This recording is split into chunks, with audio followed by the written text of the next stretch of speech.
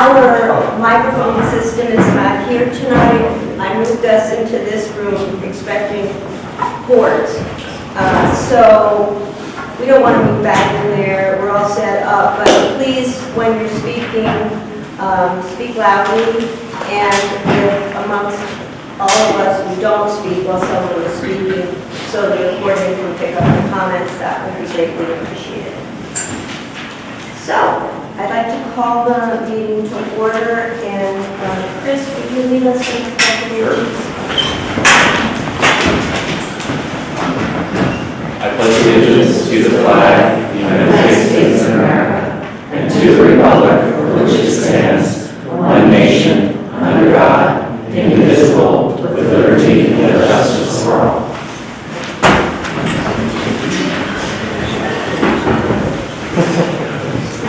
We're dedicating this meeting to the memory of President Carter. If we could just take a moment of silence. Can you all hear me? Yes.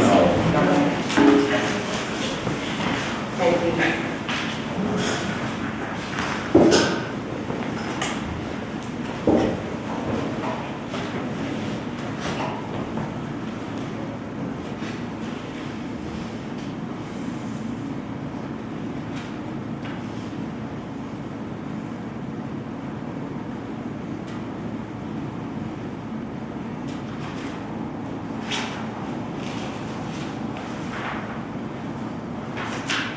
Thank you.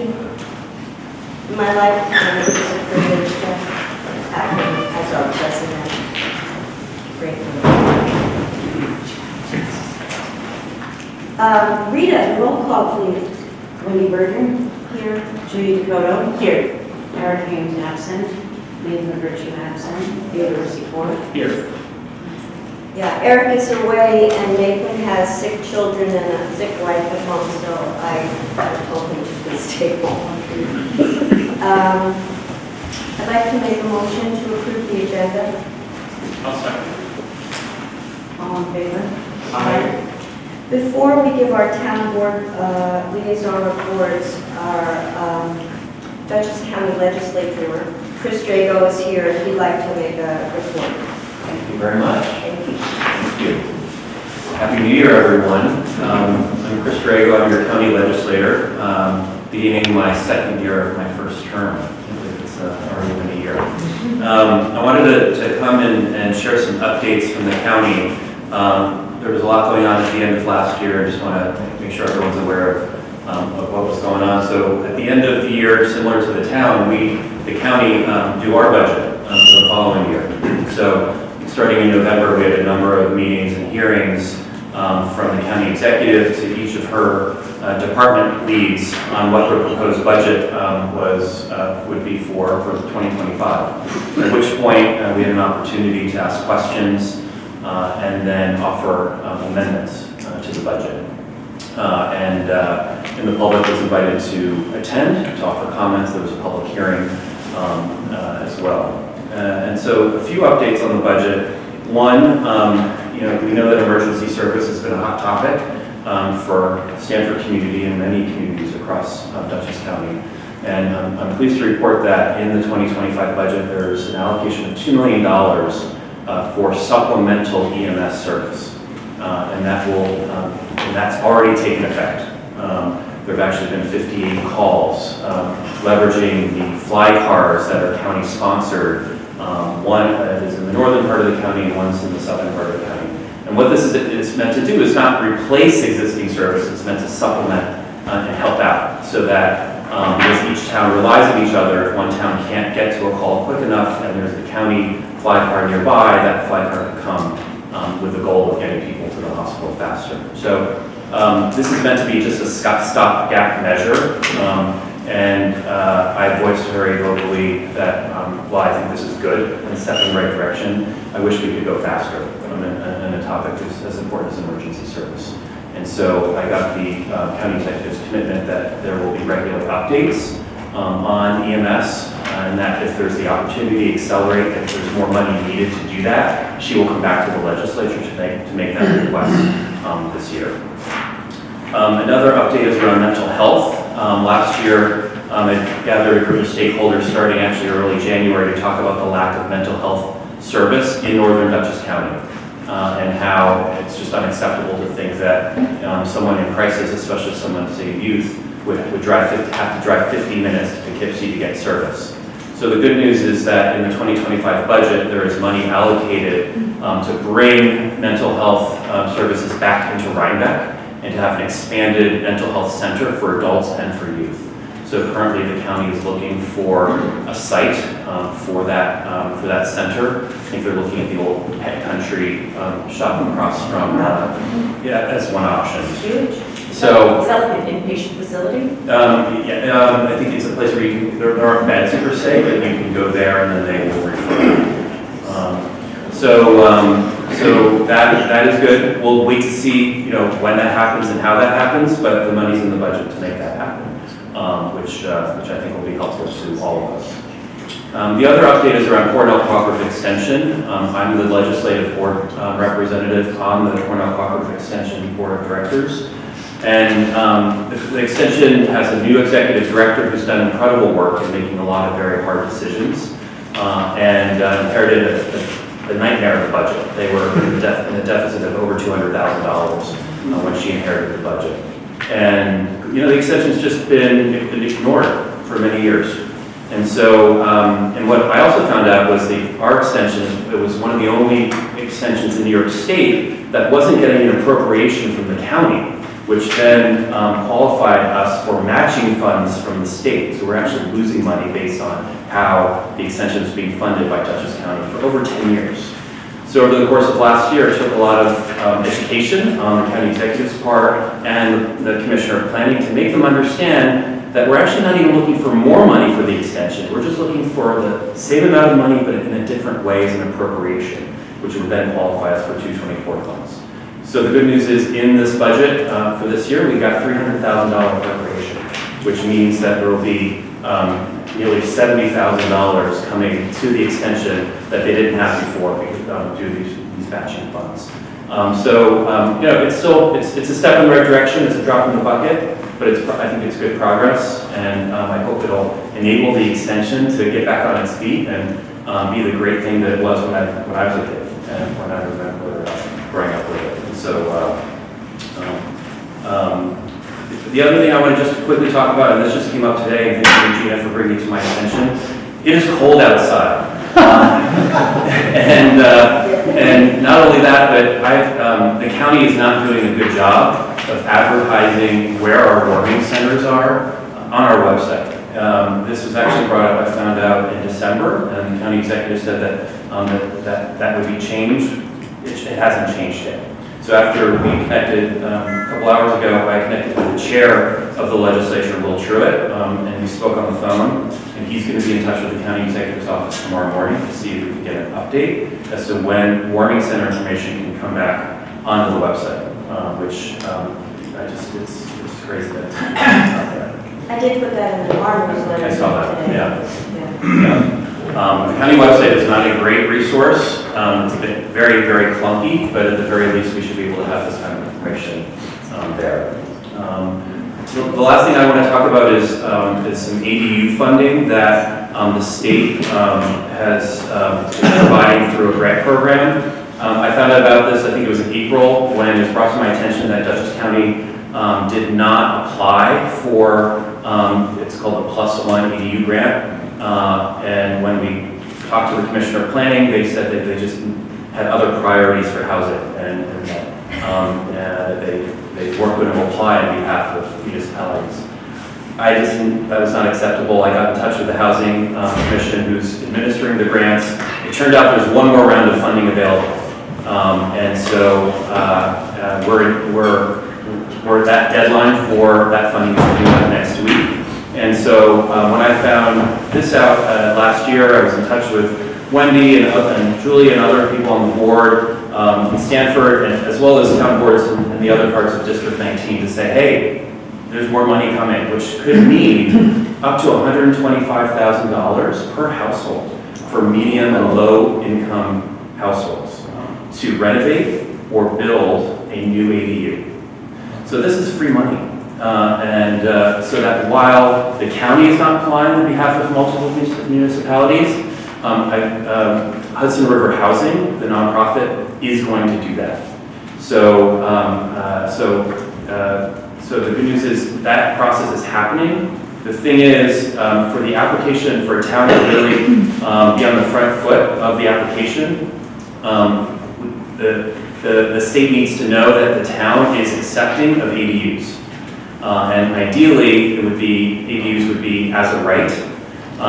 It's not a deal breaker if they're not as a right, but ideally they're looking for a resolution or some indication beyond just a regular support letter, but just, so that if this money comes through and if Stanford is part of it, that the state knows that there's not going to be a back and forth of, oh, actually, no, we can't do it because we haven't approved them. So I know you're going to be talking about ADUs a little bit later, but know that there is this grant available right now that if we apply and if we indicate that we are supportive of ADUs, it could mean up to $125,000 per household for people who actually apply for that grant. And when Julie and I attended that webinar that the state held, I did tell them that our ADU law was in process, that it might not be done by whatever the date was, but that it would be soon done, and they were fine with that. Yep. So, and we got our letter. Super, that's great. I think when we talk about affordable housing and affordability, period, in Dutchess County, ADUs and supporting ADUs, I believe is the first step in that direction to really help people out, especially if we're focusing on the folks with this grant in particular. I think there will be other grants that will come, but it'd be great to be able to take advantage of this one if at all possible. I'm going to keep it there for now. I know you have a long agenda. Just want to say thank you, and I'm always available. You can call me, you can find me on social media, and happy to answer any questions as they come up, and continue to be Tell a friend great from work. Northeast hello. I will. I'm going over to the Northeast Town Board meeting now. Thank you so much. Anthony, there was a reason. Was it random? Thank you. Thank you. Thank you, Chris. Thank you.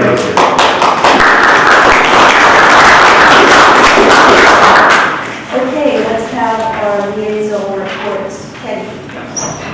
So, Climate Smart Communities Task Force, we are moving our meetings to the first Wednesday of each month starting February 5th, 2025 at 6:15 p.m. We will, however, have our scheduled next meeting January 15th at 6 p.m. still, but future meetings will be held on the first Wednesday of the month going forward. First Wednesday. Haunted Fortress, we met last night due to New Year's Day being on the 1st, so that kind of moved things around. People were enjoying themselves on New Year's. But we did discuss investigating grant opportunities given necessary repairs such as wiring, flooring, and lighting. We're looking into a municipal investment grant that goes specifically towards improving existing infrastructure, not creating new infrastructure. And we have a lot of existing infrastructure and it needs local repair. Last night was also the ZBA meeting. In the matter of the stop work order issued by Code Enforcement Officer Don Smith on May 7, 2023, the ZBA stated they would vote at the February 12th meeting. The following variances were granted by the ZBA. 15 Indian Trail for a variance of a generator placement. 252 Ernest Road, a front and side yard variance. And 1212 Huns Lake Road, a front and side yard variance. The ZBA also thanked Ben Rathjen for his service to the ZBA and the town of Stanford. And that's my report. Thank you. Julia. The CAC, Conservation Advisory Committee, did not meet last month. They will be meeting next week. Eric, in his stead, I will sum up the Planning Board Liaison Report from December 18th. There was a public hearing about a minor subdivision, Blue Sky Farm, which is located on the north side of Huns Lake Road, south of Olin Road. There were no public comments from the public. Subsequently, there was one item for business, which included Blue Sky Farm.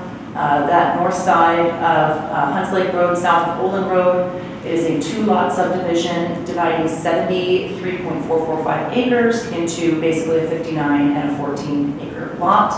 A negative secret declaration, the resolution passed. There were 2 pre-application conferences, one for site plan approval for changing the building envelope on Shelley Hill Road by the owner Joe Monaco. An application to the board will be needed to amend the subdivision as he's asking. Pre-application conference on a minor subdivision on 5976 Route 82, Stanford, New York. The resident Karen Roepke is looking to buy a house on a friend's property. She needs to obtain a site survey and engineer to obtain a driveway for the new home. Next planning board meeting is Wednesday, January 22nd. Thank you, Jen. My supervisor report, we closed out the financial year really well.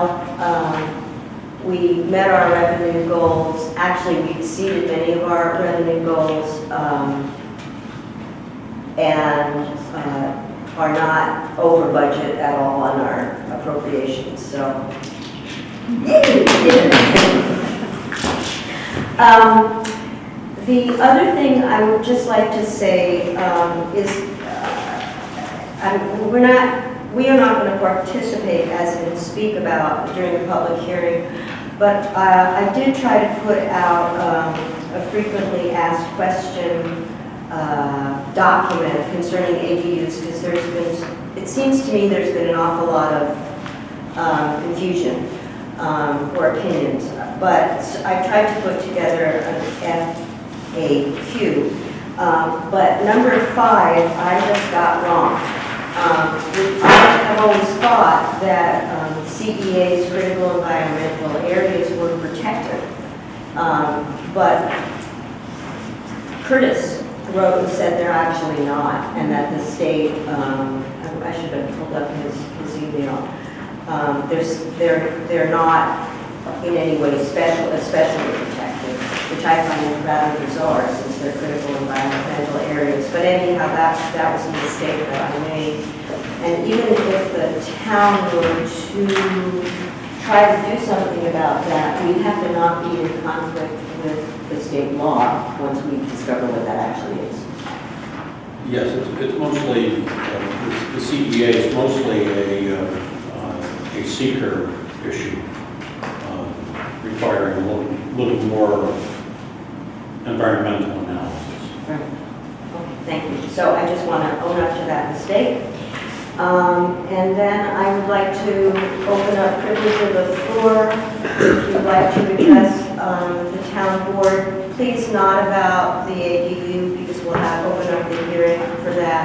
But if there's some other town issue you wish to talk about, just tell your name and address to Rita Mary, and please speak loudly because of our lack of microphones. Yes, Kathy. Kathy Zara, PA Shelley Hill Road. I just want to correct, as a member of the zoning board, Teddy's report.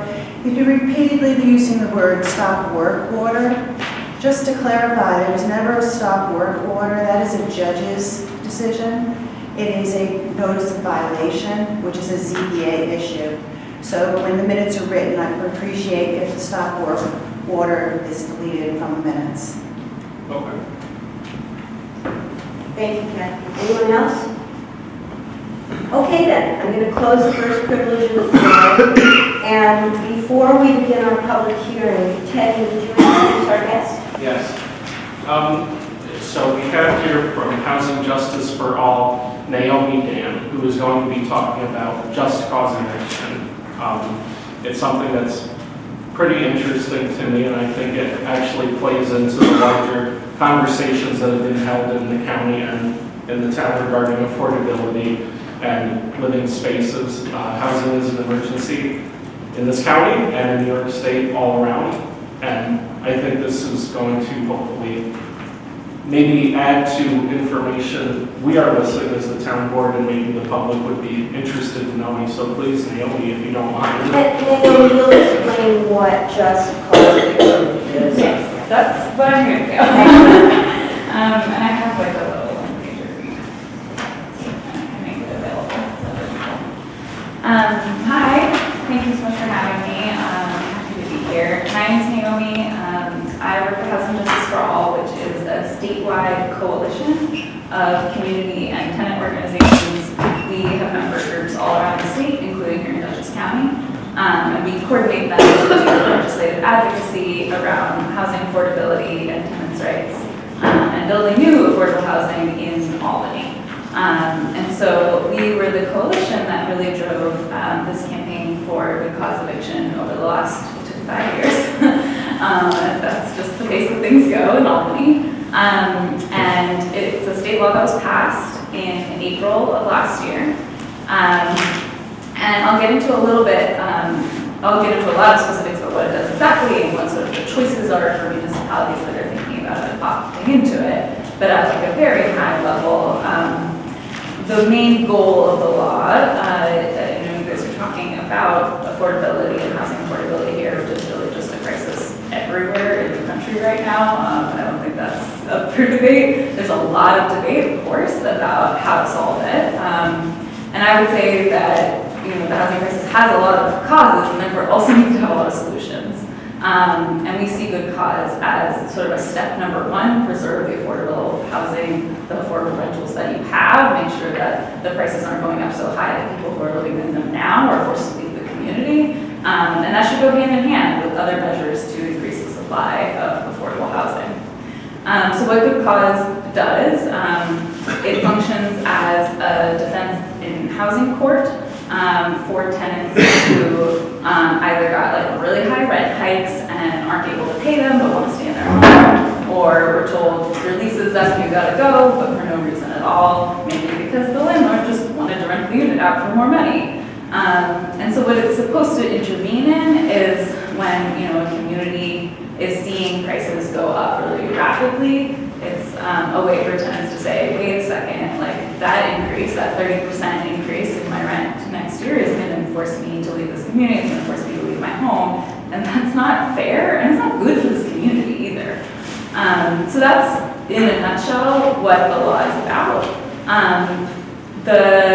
The law that Albany passed has a bunch of rules and exemptions, just like you're learning with the ADU process. There's a lot going on in the state law.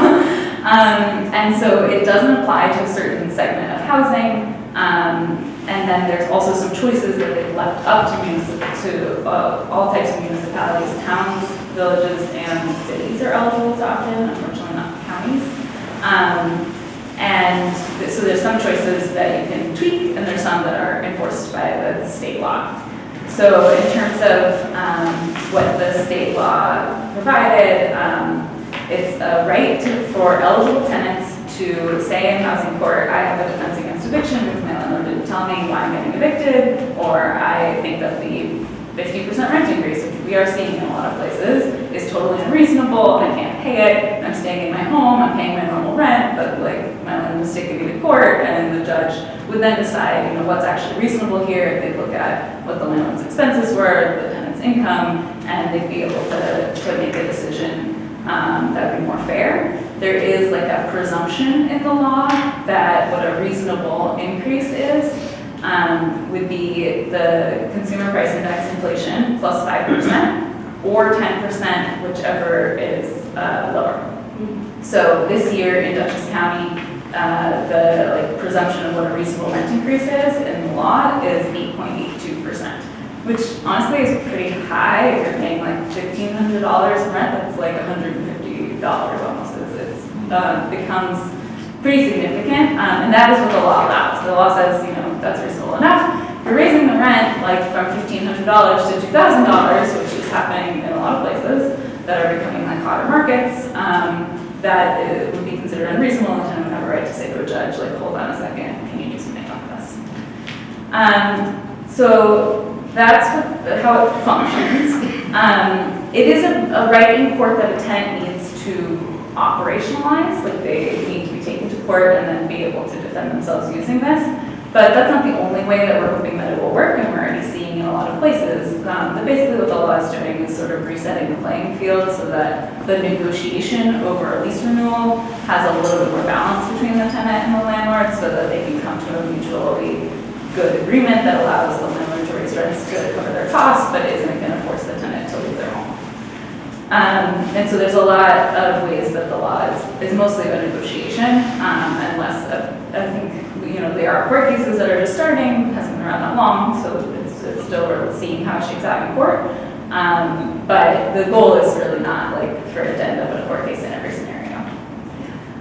There are a lot of exemptions in the state law. So just in brief about that, the state law exempted all new construction for the first 30 years. And that's really, people have had concerns, I've heard in a bunch of places that any kind of tenant regulation, tenant rights might suppress the supply of affordable housing. We don't think that this law will do that. One of the reasons why is because it doesn't apply to new construction for 30 years. It also doesn't apply to buildings that already have some kind of rent regulation agreement, rent stabilization or subsidy or public housing, because those already have good cause-like protections. It doesn't apply to rentals that are part of a tenant agreement, and it doesn't apply to owner-occupied units with less than 10 units. So if you have a duplex, let's say you're renting out your basement, or if you're renting out your ADU, it also would not apply in that scenario because the state legislatures were like, well, if you're living next door to your tenant, you might want a little bit more leeway. So it doesn't apply in that kind of scenario. The two places where they've left it up to municipalities to decide are, they added this thing that we've described as a portfolio exemption. In the law, it's written as a small landlord exemption. There kind of already is a small landlord exemption. That's what the owner-occupied 10 units exemption also does. And essentially, what it is like if you have a certain number of units in your portfolio below that threshold, your units would be exempted. The municipalities can decide what the portfolio threshold is. We very strongly recommend that portfolio threshold be just dropped down to 1 because it's totally impossible to enforce. They imposed a portfolio threshold of 10 units on New York City. If you're a New York City renter, you live in a 6-unit building and you have no idea how many other buildings your landlord owns, you're kind of out of luck. It's really hard to figure that information out when you don't know whether or not you have good cause rights, even though a lot of people do. And not knowing that you have rights means that you can't exercise them, especially with a law like this that's really, needs to be driven by tenants to be effective. So we recommend setting the portfolio size limit at 1. That is what every single other town and city that has adopted good cause has done so far. And then the other place where there's a choice for a municipality that's interested in adopting good cause to make is around a high rent exemption. The theory is, you could set a number and say, if you're paying $6,000 for 1 bedroom, this law doesn't apply to you.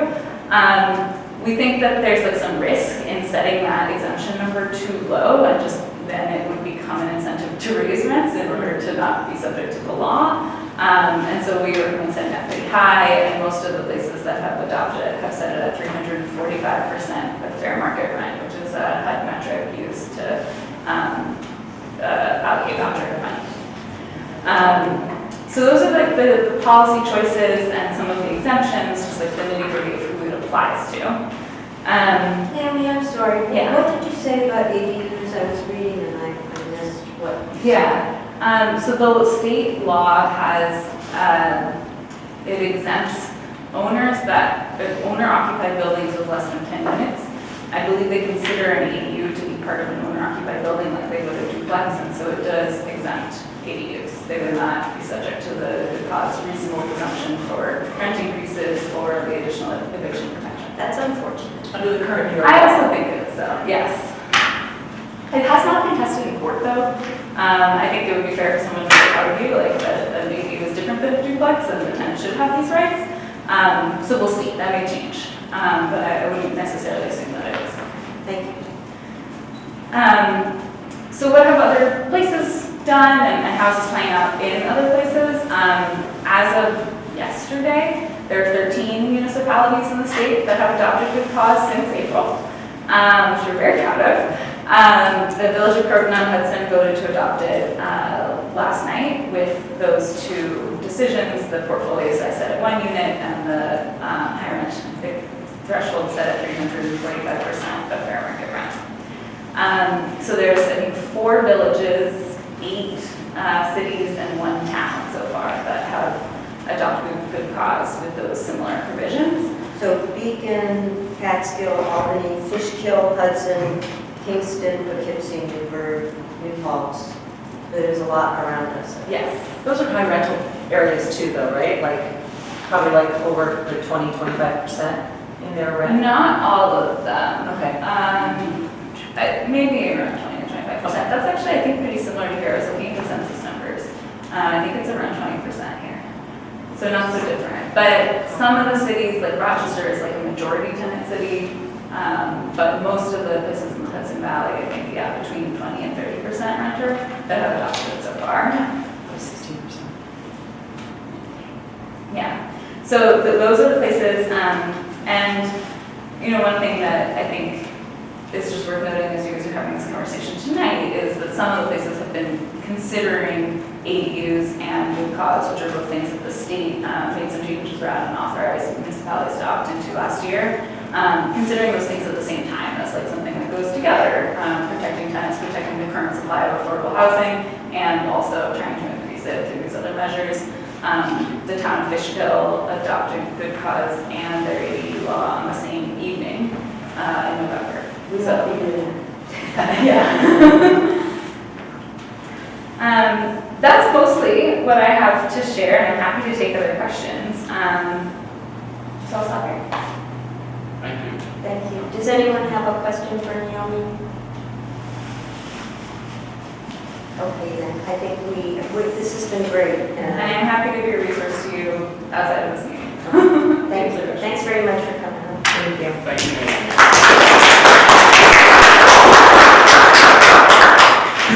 And so now I would like to open the public hearing for, it is now local law number 1 since we've made it into another year. So we left it behind in 2024 and we're at local law number 1 of 2025, a local law allowing accessory dwelling units in all zoning areas. So, Doreen, you have a list of people who would like to speak? What? 1 second. Oh. Second. Thank you. All in favor? Aye.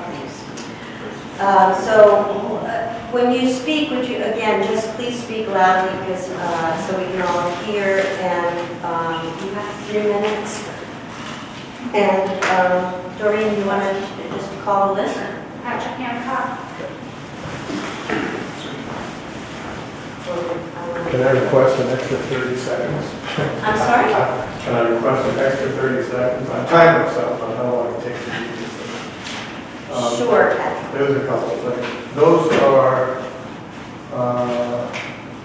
okay, that's a copy of what I'm reading.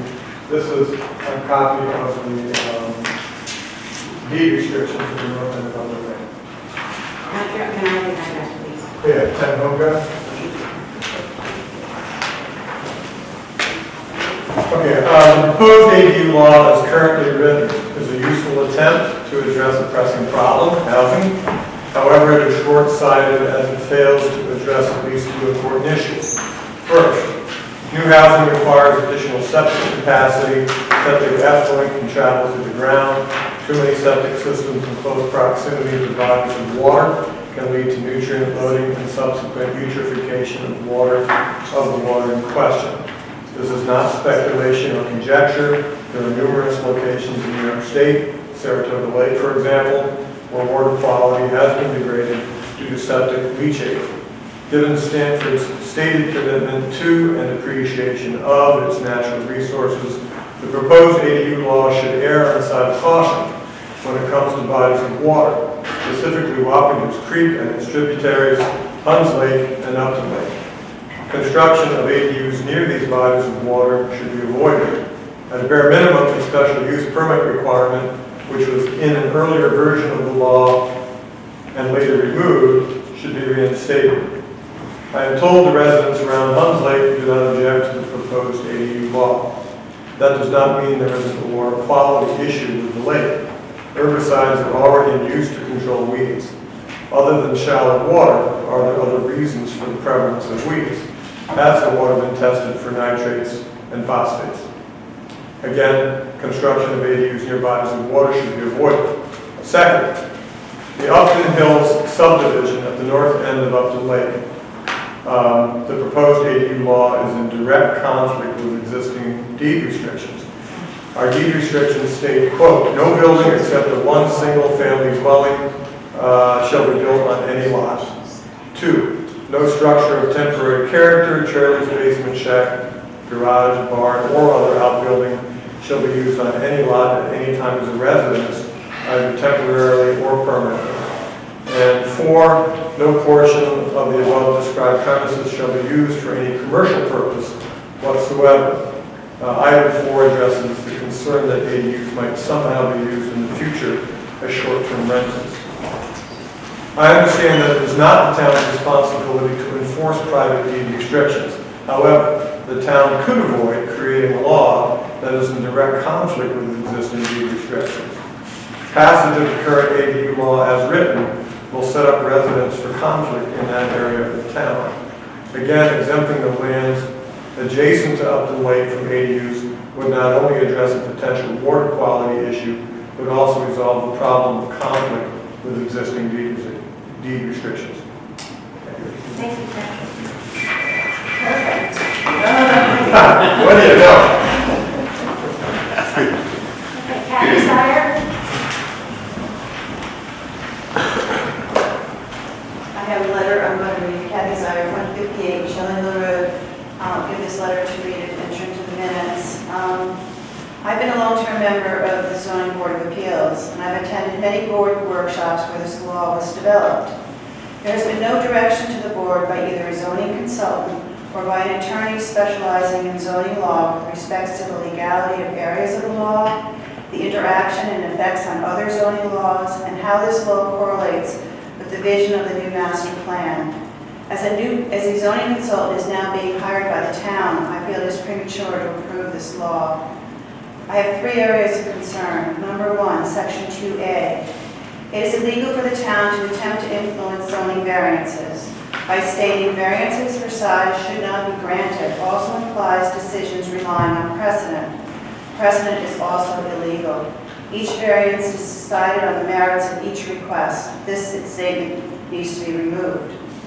Section 2B. Penalizing property owners of their rights to subdivide their property based on having an ADU has no correlation to the new master plan. It is unenforceable and serves no purpose. If the property can be legally subdivided to include separating the ADU from the primary dwelling, the ADU simply becomes a primary dwelling. This section needs to be removed. It's useless. Third, again, Section 3. Placing the ADU in the district schedule of use regulations as P, as I discussed at prior public hearings, is contradictory to the basic definition of ADU as an accessory use. P in our use table indicates a permitted principal use, of which one is permitted on a property. A primary dwelling is a permitted principal use. Therefore, there cannot be two, and this needs to be deleted. It cannot be on the use table in this way.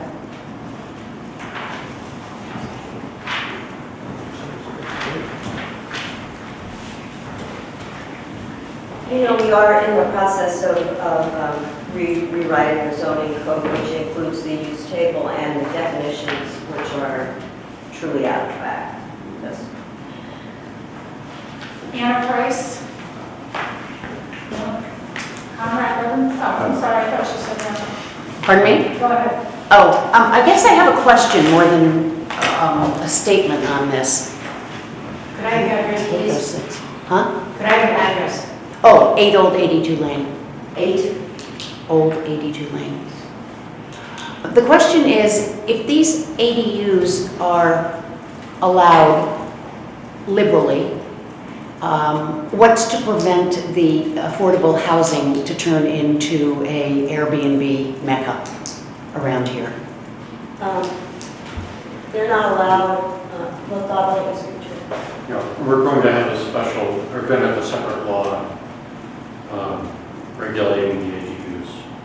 For what they- Short-term rentals. Short-term rentals. We've been doing a lot of research over the last couple of months on ADUs and short-term rentals, and there will be a separate piece of another local law on short-term rentals, defining them and putting a law in place so that there is a form of registration and oversight.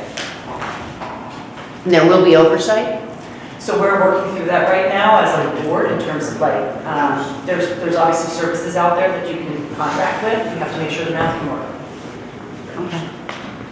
And the bed and breakfasts are a whole other, they're different from short-term rentals. And then what? Bed and breakfasts are different. I thought you said bed and breakfasts. I think I You said. said Airbnb, so. I said Airbnb, I think, but it doesn't matter. I mean, I meant the Yeah. same thing. I meant the same thing. Okay, thank you.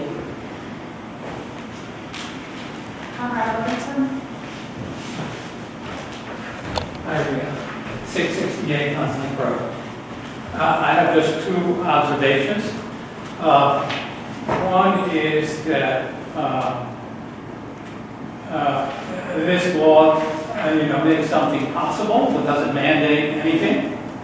The other thing is that, septic is going to be a very large driver in terms of anybody's ability to make use of this law. And it's also a big driver of cost. And what Chris told us before about the availability of funding assistance is really very important. So we should make sure that we're eligible to access that funding. The other thing is usually with public funding comes the ability to make sure that the resulting accommodation is affordable. That is, it's usually a requirement of using public funds that the resulting rental cost can be regulated. So we should, look into that and make sure. That's all I have to say. Thanks. So in fact, to just add to what you're saying, in order to not qualify, but it's strongly encouraged that the town also writes in a piece of legislation abating that ADU that is being built from a tax increase, an additional assessment, and that's a very strong recommendation from the state as well. And that was for 10 years, I think. Yes, 10 You years. said like stopping of assessment for 10 years.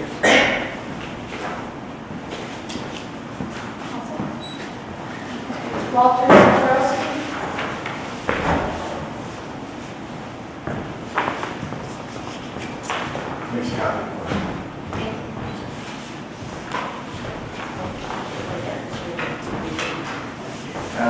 Skip to you, John.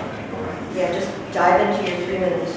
The Upton Lake Homeowners Association, of which I am the president, strongly believes that the area surrounding Upton Lake should be exempt entirely from the proposed ADU law for the following reasons. When Buzz Guernsey sought and obtained the town's approval to establish subdivisions. Oh, is your phone ringing? Is that your Yeah, phone? that's my phone. Okay, it's distracting, yeah. We'll give you a timeout for that. Yeah, we haven't listened at all, to be honest. Start over. Yes. It was a little hard Start to over. do. Embarrassing, right? No, it's fine. It's all the time. Yes.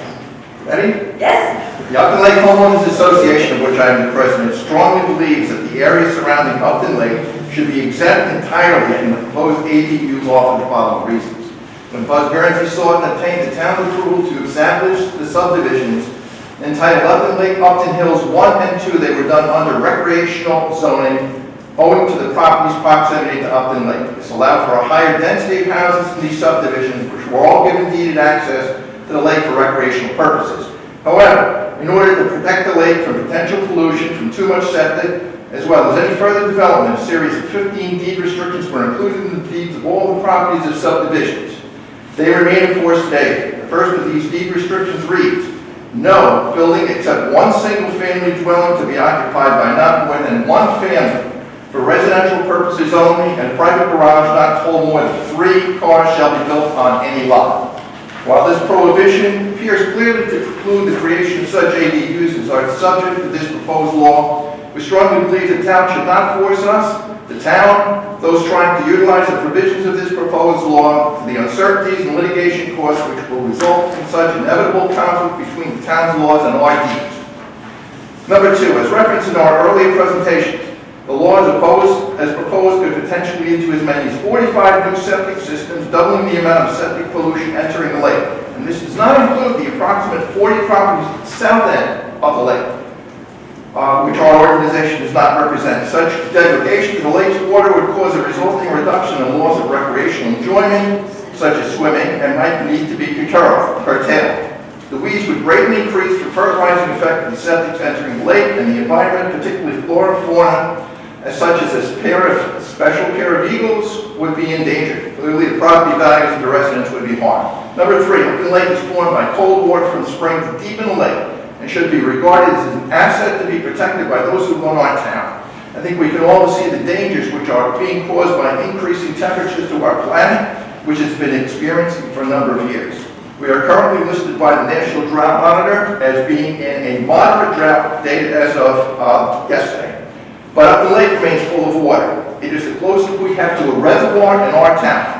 While we certainly are not in an emergency now, prudent foresight by our leadership should reasonably cause them to protect such an asset as Upton Lake for future generations should there ever be a need for water in those living in this town. For these reasons, we believe that the town board should act reasonably to exclude Upton Lake Homeowners Association represented properties, as well as the other properties at the southern end of the lake from the proposed law. Failure to recognize and incorporate them into this proposal may well be seen as arbitrary and or capricious should this issue ever be subject to litigation. Thank you very much.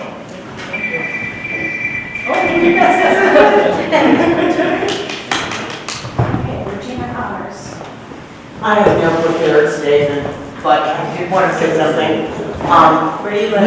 We need to, 25 minutes over. Not east, not west, not place. There's a whole bunch of Huns Lakes roads with 25 as the address. Okay, I don't have a prepared statement, but I really think that it is highly imperative that we get that FAQ out for people, the FAQ questions and answers out for people to read.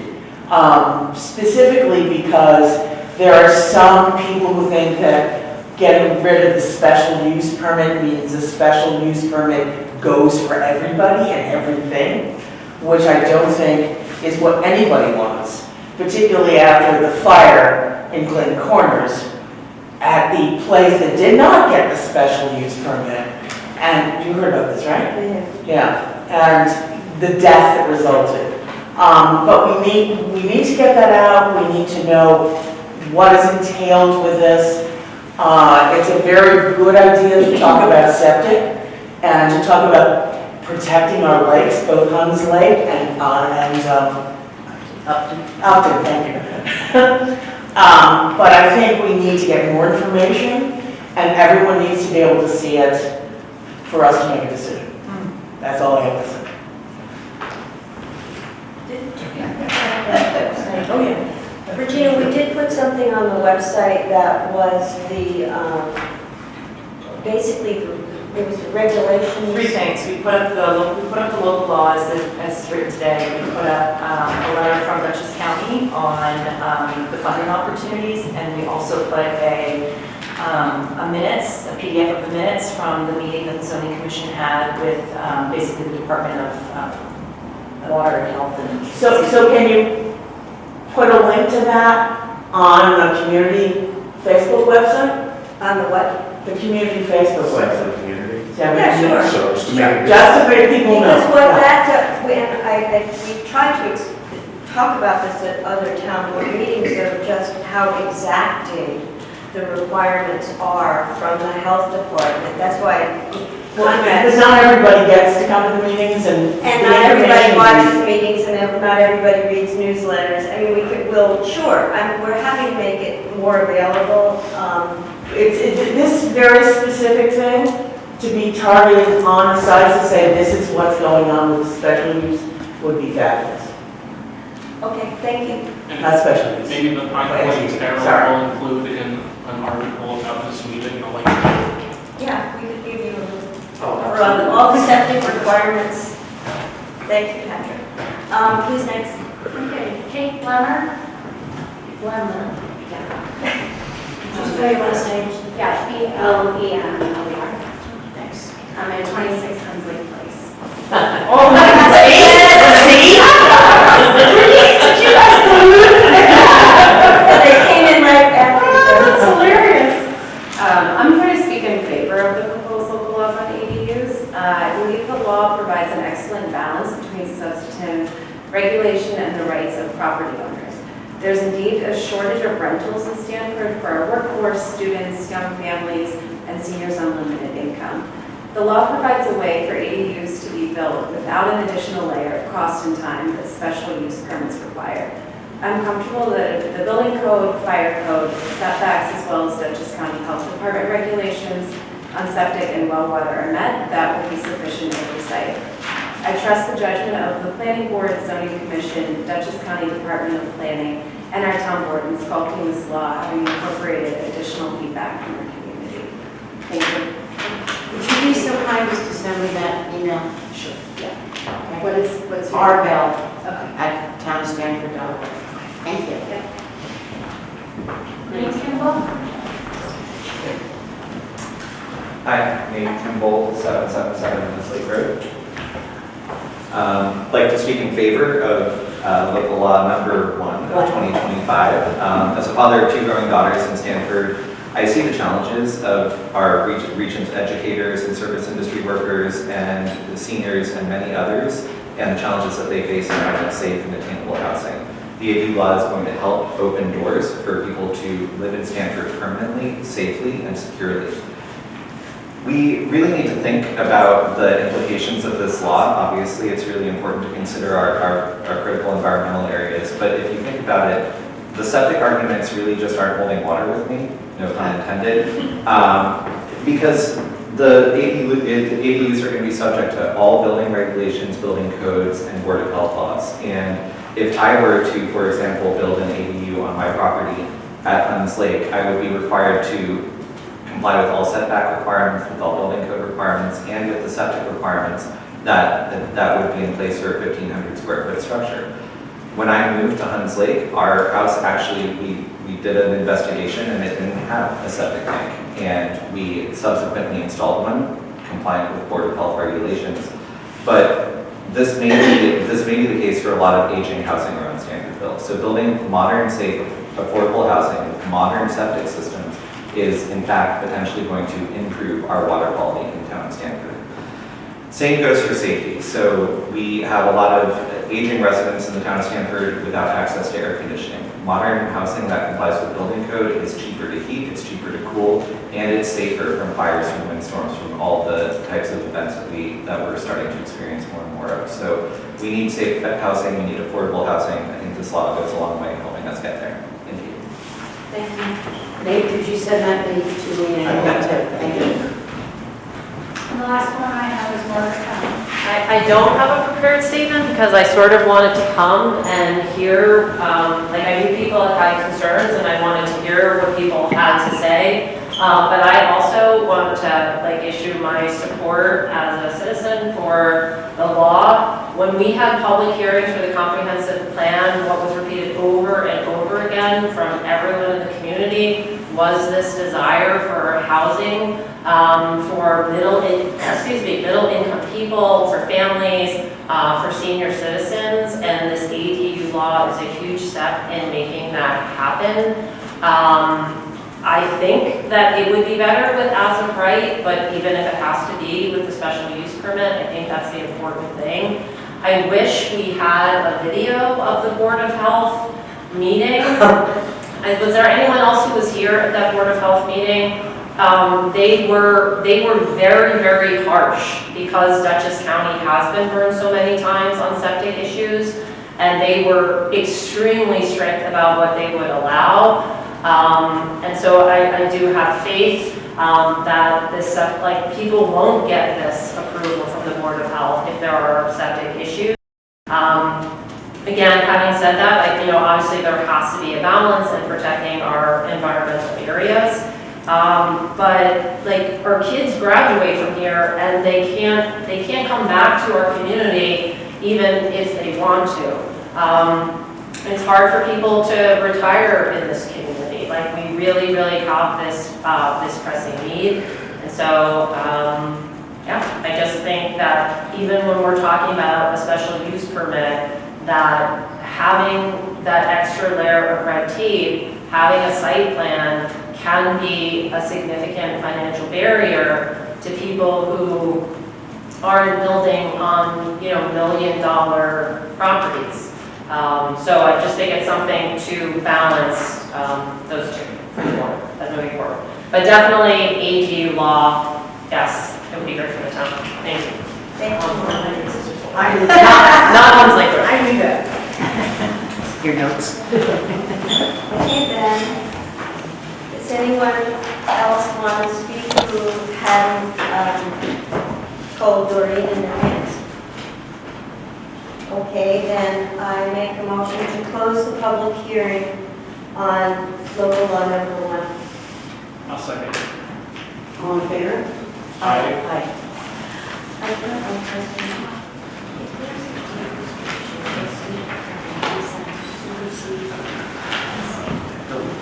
The deed restriction is a deed restriction is a private restriction. So in the affected, in the areas of that are affected by these deed restrictions, the ADUs would not be permitted under the deed restrictions. So they're protected. But it's not, I mean, it continues to have the same protection that it has now. The town, though, is not in a position to be able to enforce the private deed restrictions. But that's why I say You could exclude the area. it's an inviting Except that concept, when there was one area excluded, we had a lot of problems with the rest of it. But no, as Walter said though, there are zoning considerations here where this is more compact zoning than any place else in the county. And if this is piling on that, plus there's the lake, so there's a lot of reasons why this area has its unique attributes. But so if I was to buy a property with a deed restriction on it, don't Yes, it's in the title, and it's a binding agreement. Okay, the public hearing is closed. We are going to move on to new business. There will be another public on the floor. Yeah, there will be. Local law number 1 of 2025. We are not going to vote on that tonight. You're going to vote on it in February. Thank you for coming. Julia, do you want to talk about the letter in support of the grant application? Yes. I'll keep it brief because I'm clearing the room already. Julia, you have to do it. Oh, Toledo. No, just kidding. Like Mr. Drago mentioned, we're going to be loosely partnering. So far, we don't know what that looks like yet, but loosely partnering and giving our voice of support for Hudson River Housing, applying on our behalf for the +1 ADU. There are no targets in place in terms of homeowners, homes at this stage. This is a letter of support because what happens is Hudson River Housing is going to put in an application on 4 towns: ours, Pine Plains, Northeast, and Amelia. And that's never happened before. We've always been sort of out of that. So they are excited that we are moving forward with some form of ADU legislation. And so this is a letter just basically giving our support for that application. So it was a tri-town. Now it's a quadfecta. It's a quadfecta. I make a motion to appoint Doreen Brown as the deputy clerk. Deputy town clerk. Second. All in favor? Aye. Aye. Could you do that for active leases? retroactively since January 1st, since the town clerk forgot to put you on. I forgot my own office. I'll second that motion as amended. Thank you. That's amended.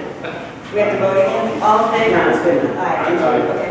And I also would like to appoint Chris Wilser, make a motion to appoint Chris Wilser as Deputy Highway Superintendent, retroactively to January 1st. Second. First in favor? Aye. I'd like to make a motion to accept Ray Storm's resignation as of January 30th, 2025 as the town hall custodian. Second. All in favor? Aye. Aye. He will be coming back. This is a technicality. He's a wonderful custodian. And then we have 3 quick resolutions.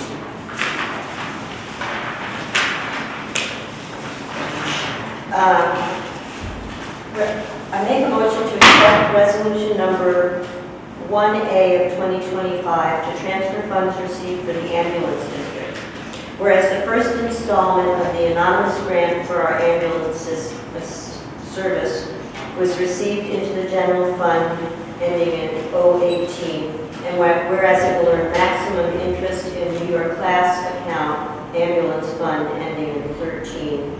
Now therefore be it resolved that the supervisor is authorized to transfer $350,000 from the general fund into the New York class ambulance fund. Second. Any questions? Judy Bergman? Yes. Judy Dakota? Yes. Aaron Haynes absent. Louis Virtue absent. Debbie Secord? Yes. I don't have a copy of resolution 1B. I can read it. Please do. Resolution 1B of 2025 to transfer funds to the general fund, whereas the Millbrook Highway Fund number 837720 had insufficient funds to cover the 12/5/24 payroll, and whereas general fund number 390018 had sufficient funds to cover highway payroll. Now therefore be it resolved that the supervisor is authorized to transfer $16,639.74 from the New York Class Highway Fund 01-0010-0011 into the Millbrook General Fund number 39001. Second. Yes. Judy Dakota? Yes. Eric Haynes absent. Amy Virtue absent. Debbie Secord? Yes. And then resolution 1C of 2025 to transfer funds to the highway fund. Where the combined December and January highway abstracts totaled $37,671.23. And whereas the highway fund in 723 had insufficient funds to cover these 2 abstracts, now therefore be it resolved that the supervisor is authorized to transfer $37,671.23 by payment from the New York Class Highway Fund into the Millbrook Highway Fund. I'll second that. Wendy Burton? Yes. Judy Dakota? Yes. Eric Haynes absent. Amy Virtue absent. Debbie Secord? Yes.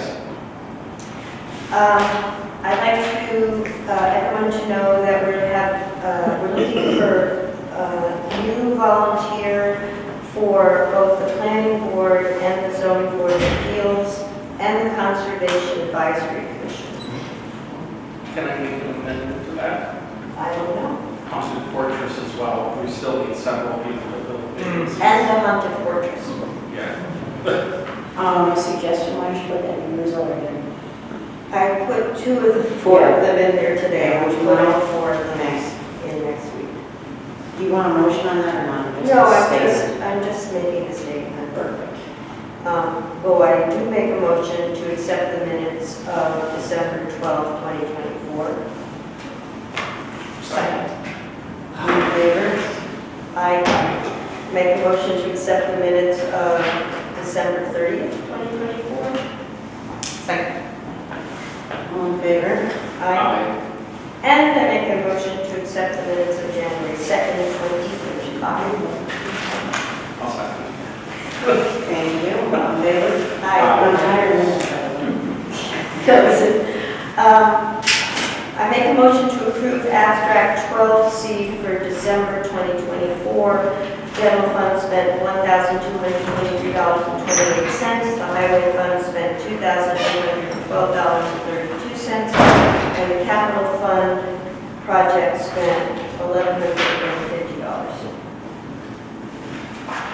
I need a second. Second. All in favor? Aye. And I make a motion to approve abstract number 1 for January 2025. General fund was $15,139.27. Highway fund was $34,858.91. And the ambulance fund was $62,500 as it is every month. I'll second it. Thank you. All in favor? Aye. Aye. So, I'd like to open the second privilege of the floor if anyone would like to tell us something or anything. I have a question. Could you just state your name and your address? Stand up. For, This is a quick question. Anthony Sarko's right. West Hunts Lake Road. No, it's not true. It's not true. It's just plain old Hunts Lake Road. The Hudson River Housing Grants. Right, so if I understand, there's a state grant available, right? There was three, there was a, one large state grant called the +1 ADU funding, Right, and that went to 3 pots. This is the third of the 3 pots. Of the Hudson River Housing Authority? No. Oh, I understand. Because Dutchess Yes, County, it's the state grant, right? yeah, Gotcha, because Dutchess gotcha. County opted out of any Gotcha. ADU funding. Right, Why? Because they were donating. right, Because they have other priorities, quote unquote. right, other priorities. So that basically told New York, like, forget about Dutchess County, basically, and so Right. so they were awarding projects down in Long Island and, Syracuse area and all these places, and anyway, Hudson River Housing, and there was some advocacy to say, let's extend this, and so New York, Dutchess County agreed, not necessarily to like help. Okay, but is it like, so the state is granting individuals? The state is going to grant, yes, they do. Yes. But if I want to build an ADU, I can go to the state for a grant. Correct. Can I go to the They're Hudson River advocating. Authority for a grant as well? Is that The what? is the Hudson River Housing Authority acting as a distributor of grants that we got from the state? They're like fronting for all 4 towns. They know where the needs are, right? They should be Okay, knowing got it. what we're going to If we got it through there, who would the one go to for the money? Right, the state or the Hudson River? If you or were local? interested in being part of the program, you would go to Hudson River Housing, Got and it. they would put that grant application together for you on behalf of the state, like for you to Got go it, to got the it. So state. it's not 2 separate grants, it's for one grant, No. go Yes. through them to the Correct. state? They're like our conduit. Understood. Well, I wasn't clear about. No, it's Did they get a chunk of money themselves? no, they're a local Instead? they're a local nonprofit Got it. advocacy group, similar Okay. to, there's much better built out advocacy groups in Ulster, Orange County, just because they typically play the game a little bit better. Okay, cool, excellent. Not that I'm going to do it. Yes, exactly. When are you opening up your bed and breakfast? The barn now. We're opening speakeasy in the barn. We're going to start over.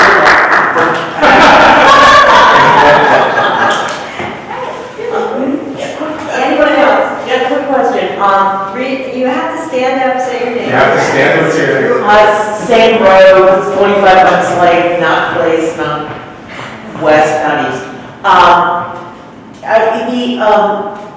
The financials, end of your financials, are they going to be available on the website? They're available, we don't put them up on the website. You can get them, you can foil them, you can get a copy from Rita, but we don't post all of our reports on. Go visit Rita Mary. Yeah, Come ask me. The budget, the approved budget for 2025 is on there. Yeah, but I'd like to see what You can see actuals in there. Yeah. No, from last year. Yeah, well, The end of 2024. Don't you see that? Yeah, but the actuals that are up there right now are only for like 7 months, Right. 2024. If you want to see the actuals Actually, I'm happy to put that out. It's not done yet. It would be a nice idea. Because we still have to do some budget modifications. If a line was under, then we move, yeah. Of course. Yeah, so that won't be done, I think, until maybe the end of February, Okay. but I'm happy to do that. Good, thank you. Anybody else? No? Okay, well then, I thank you for coming. Sandy, it's always so good to see you back here. I do want to thank you very much for all the lighting that you've put up. I appreciate it. It's called the San Kubilski Lighting Corridor. My husband and I actually put those in together, so I will pass it along to him. He handed me the light while I put it in the ground. He's very good. All right, I make a motion to adjourn. I'll second. Okay.